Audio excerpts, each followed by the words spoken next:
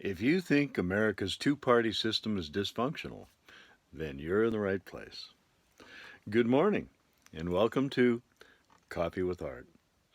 Every weekday morning, I try to do a little video that I hope will encourage discussion.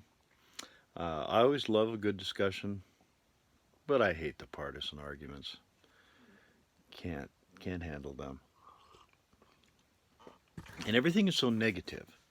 You know, the Democrats tear apart the Republicans, and the Republicans tear apart the Democrats, and seldom do you hear a positive word. And at some point, I really believe that needs to change. And I hope you will consider helping it change. And all you have to do is have a logical discussion as opposed to a polarized argument. Um, so when the polarized people just insist on talking, ask them to step outside. Come back when they grow up.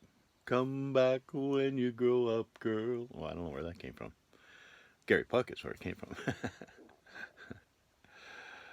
But what I'd like to do is something that I believe is very positive.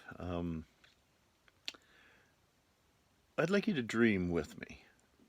There's three reforms that I've decided after 40 years of thinking about it that will change the entire system and bring it more in line with the original goals of the Constitution of 1787. And that is number one, to limit terms.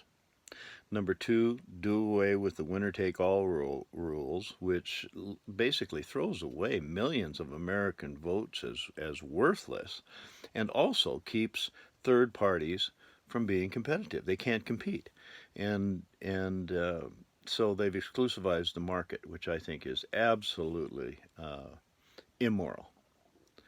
And the third thing is I'd like to see the House of Representatives dissolved as a convening body, meaning convening in one location.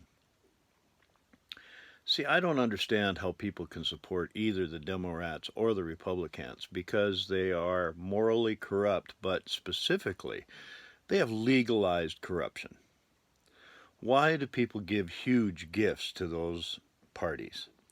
Answer, so they have access to the lawmakers, to the powerful, and they can sway legislation in their direction for favorable regulations, and they get the inner track whenever there are government contracts. So they get their money's worth and then some. We used to call that, when somebody benefited from governing, we used to call that corruption. In the United States two-party system, it's business as usual. So that's why I very much would like to start a discussion about dissolving the House and sending them home so they vote from within their congressional districts.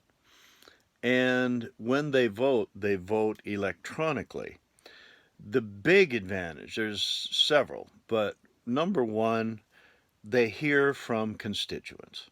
How many working people, how many people who are involved in their day-to-day life can take off from their job and go to Washington, D.C. to testify on legislation?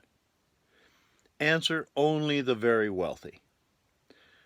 And so it's pretty much the same as everything else in America today. It's equal rights for equal wealth. You have sufficient wealth, you have rights. You have no wealth, you have very little right. Usually they'll let you breathe. But think about it though. What would happen if each of the congressional districts is a battleground district then when it comes for president?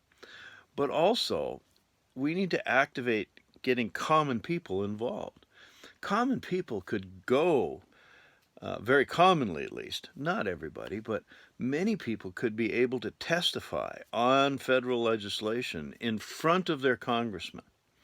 And see, what I think that would do is I think that would create a whole new avenue for creating leadership. I just watched a news program. They're talking about 24 candidates for the Democratic nomination now. And you know what the primary thing is going to be to eliminate candidates and get to the final one? Answer is their ability to raise money.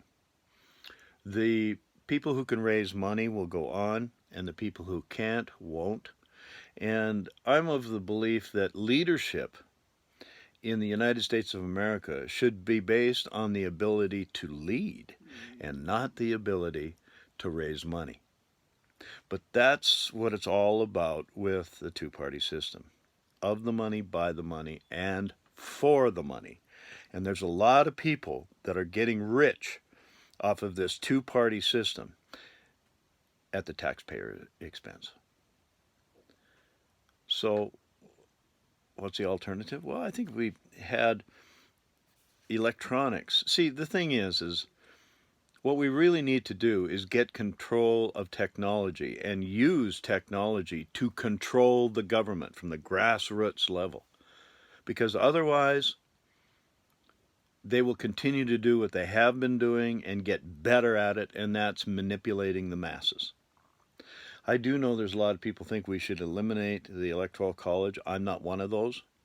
The founders feared mob rule, and I fear mob rule that is manipulated from the top. Let me say that again. I fear mob rule that is manipulated from the top. We need grassroots democracy. All right, well, I hope I've given you something to think about, but let's dream about what America could be. Can we use the tools of technology to control the government instead of letting the political parties control us with their mass media campaigns? I think that's worthy of discussion. So I hope you have a great day today. Remember that every day is a gift. That's why they call it the present. So I hope you unwrap that present very carefully today. There's good stuff in there.